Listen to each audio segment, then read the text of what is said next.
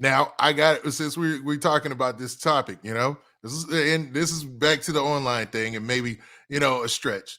But a Mhm. lot of people are saying that your new song is a diss towards Gunna. Now you dropped a new banger called Lil Buddy, right? Yeah. Is this a Gunna diss song? Nah, man. Yeah, I'm not gonna say it's a Gunna. It's For real? I didn't go in there and just make it. It's no nigga. It might have came off like that. Yeah, I might have said a bar. You That did mention one in the hook, don't you? yeah. He has a strand. He has a real deal legal strand of weed.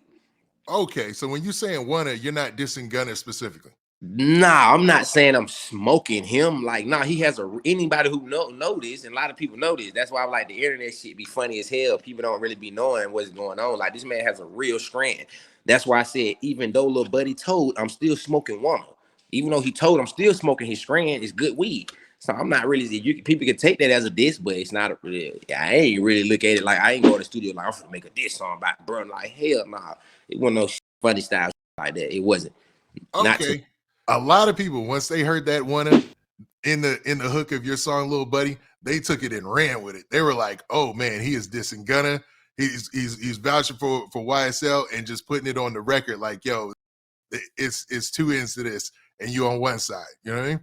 nah So like there's no validity in that. nah like I said, bro. It's a one is a real strand. One is a real strand of weed. I'm not saying I'm smoking no.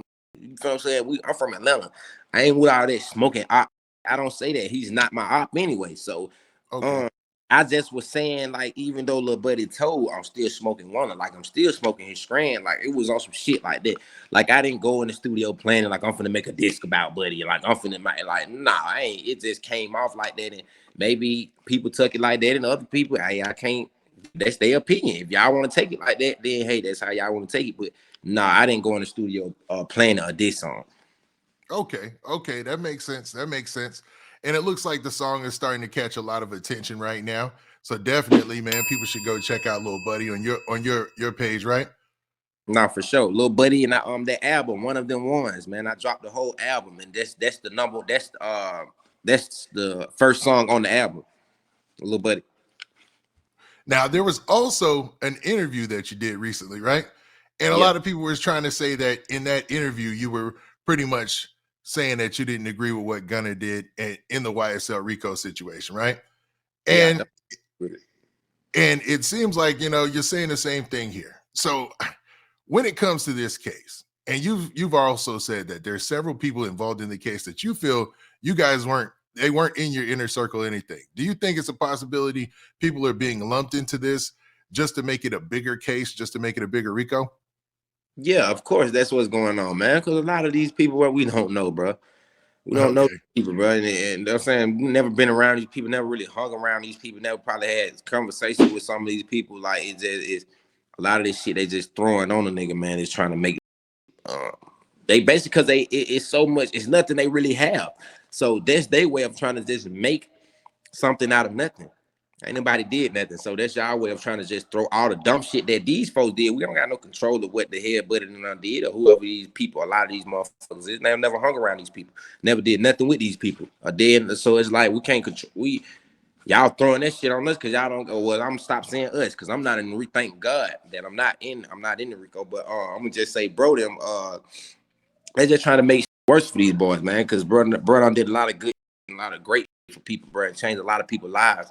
And they just trying to tarnish that type of shit and make it something it's not. Understood. Understood. Nah, well said. Well said. Now, do you know about any of like how did you guys establish the relationships that you have within the label? Like where is everybody that you have as far as the label I'm talking about, right? And Right. you've already gone on record to say you guys are pushing the label. You're not pushing the criminal organization or anything like that. But No, like sir. how did you guys all meet? Like how did Gunna get involved with YSL? Did you bring him in? Did Young Thug bring him in? Like Um, I know yeah, Thug brought him in because, like I said, I was in prison when Gunna and them started coming around. I was in prison. I went to prison in 2014. I got out like the end of 2018. When I got out, Gunna them was kind of. I mean, when I went to prison, Gunna them started kind of coming around like 2015 maybe. And Mhm. once I got out, they was getting I was getting calls and and letting these people know I'm from Gary and come home. So I was talking to him on the phone, like he let me know, like, hey, bro, goddamn, I've been hearing a lot about you, bro. You one of the ones, but I can't wait to get out. So it was one of them type things. Like when I got out, and then I met him, I got introduced to him once I got out. Okay, so you met them after they had already become a part of the label. Right. Now you and Young Thug though have a long lasting relationship where you're actually one of the co-founders of YSL. But what pushed you guys as far as the music? Like I know you guys said that you were fly, you were all about dressing. You took the whole YSL thing. Was it always from the start like, yo, we're gonna take over for music in Atlanta? That's what it's gonna be. Yeah, you know, that's what we was trying to, because we had we know we had a lot of talent. We know we had a lot of talent, man. We knew like I said, we was putting it, and we dressing like rappers already. We was kind of living like rappers already to a certain degree. So we was like, why not rap? Why not just trying to go full throttle pushing this rap for real? And we got a lot of people to take care of too on top of that. That's another thing. We was trying to get our family out, bro, and feed our people. Mhm. Now, do you think this is an interesting part that you just talked about? Do you think dressing the part is a big part of being the part?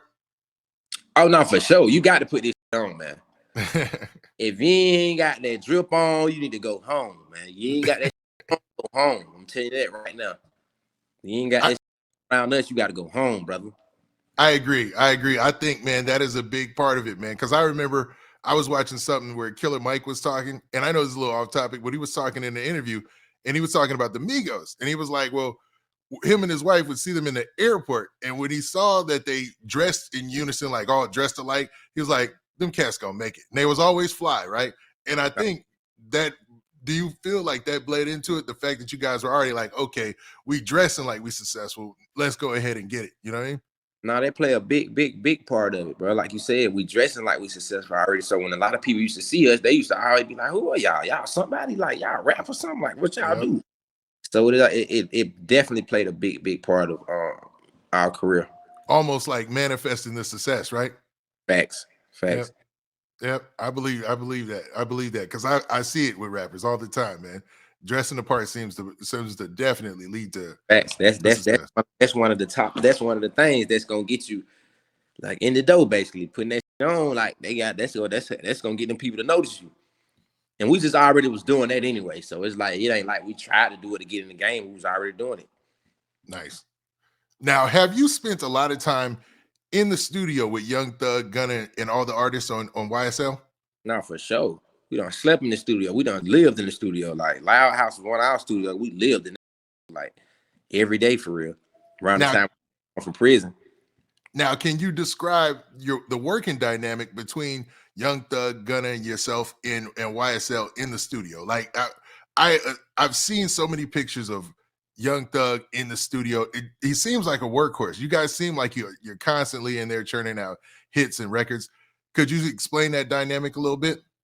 Yeah, bro. Like I said, we live like literally, bro. We only time we going home to go home, take us a shower, and come back, or go get some food, or if that, because we had interns and stuff like that. But bro, we lived in the studio. Like we might fall asleep in the studio room and wake up and start right back recording. Like we lived in the studio for real. Like bro, that was our home basically for real. That was our spot. Like we in the studio. Like we living in here, and then bro records so much.